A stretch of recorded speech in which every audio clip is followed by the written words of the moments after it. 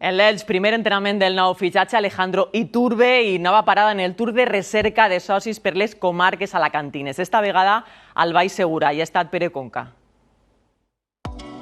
L'Elx continua guanyant adeptes a la causa Franja Verda al llarg de les comarques alacantines. Avui ha tocat la visita a la del Baix Segura. Es un lujo, la verdad, que vengan aquí a tu pueblo para hacer todas las gestiones y no tengas que acudir a Elche. Ja són 14.000 abonaments com este venuts i els queden tant a seguidors de tota la vida com a no vinguts. Es mi primer año de estar abono en Elche. He visto 2 partidos el año pasado y ahora subimos por primera. Molta motivació, més encara si hi ha 2 partits de pretemporada contra el màxim rival provincial.